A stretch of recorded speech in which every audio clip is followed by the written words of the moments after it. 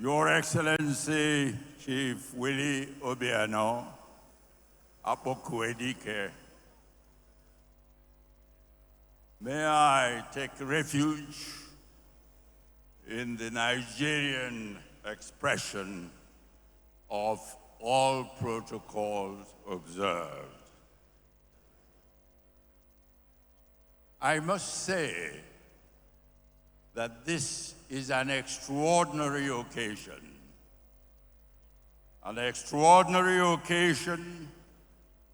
to celebrate an extraordinary human being, because I believe that from every measure we had all the legacies that Governor Willie Obiano is leaving behind in Anambra State.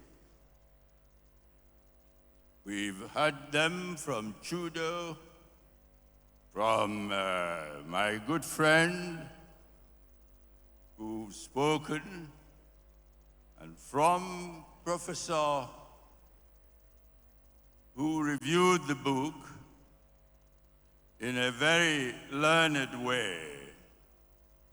I myself have had the pleasure of reading the synopsis of the book.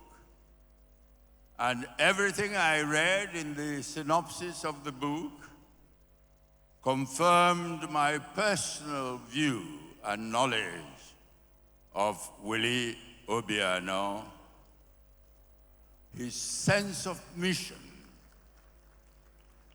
his vision, well formed even before he got to the government house in Awka. Willie Obiano must be one of the most prepared leaders that our country has ever had. And when I say prepared leaders, I'd like to reflect what Obu himself mentioned about one of the important lessons from the book, the lesson of how to choose and how to prepare for office. It is much more common in other parts of the world that I've been familiar with, in the United Kingdom, in Australia, in India, in Canada, and all these places. You find that before somebody aspires to leadership in governance, that person has given a lot of thought to what he would want to do, what he or she would want to do if elected to office. And we heard from Ike Chioke how he and his team, under the inspiration of Willie Obiano, worked to prepare the basis for governance that Willie Obiano entered into.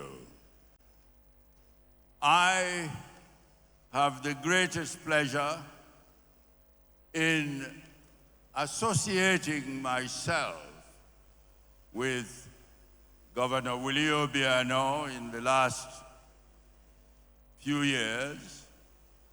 I must say that I did not know him. I knew his predecessor. And when his predecessor came to me and told me about the prospective Governor Willie Obiano of Anambra State, I said, "It sounds excellent what you are telling me."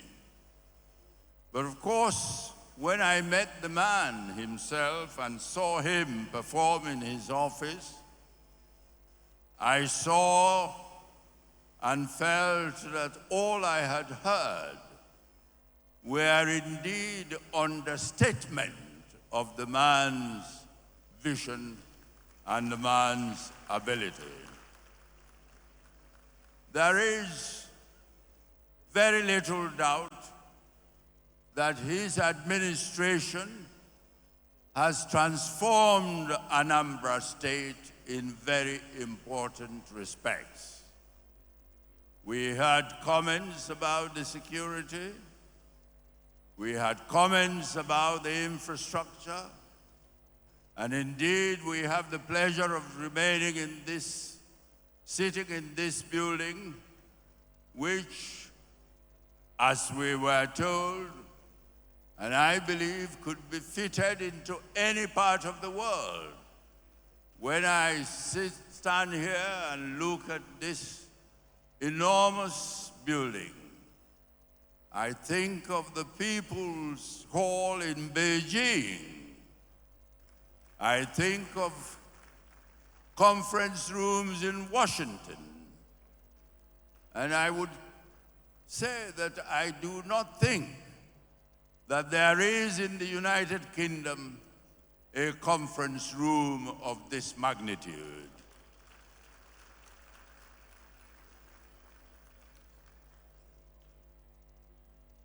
Willie Obiano, His Excellency Anyaoku Edike, is leaving behind legacies that will continue to serve the peoples of this state for many, many, many years to come.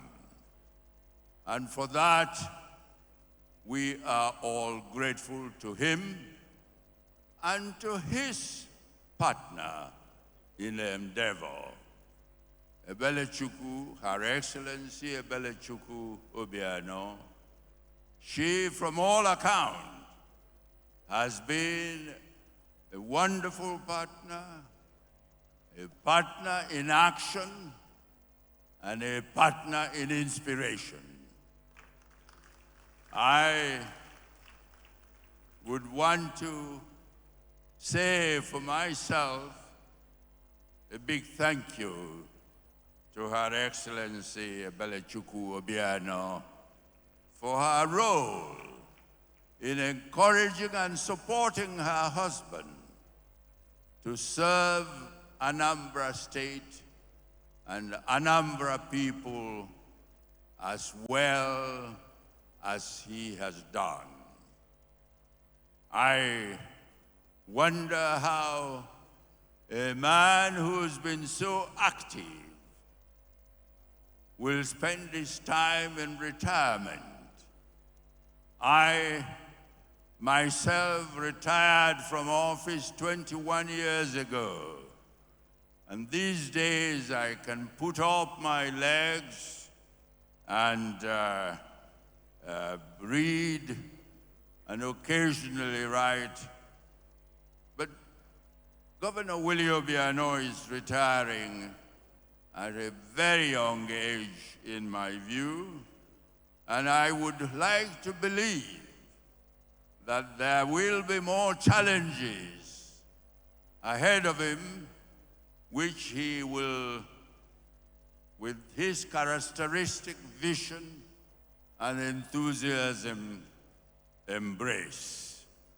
So, ladies and gentlemen, I want to say in conclusion that it is for all of us a great deal of pleasure to be here today to celebrate the indisputable achievements of His Excellency Governor Willie Obiano Anyaoku Edike and his partner, Her Excellency Mrs. Ebelechukwu Osodieme, which I believe Osodieme is a very fitting title because it means working, joining, and partnering with your husband in his efforts. Thank you all very much.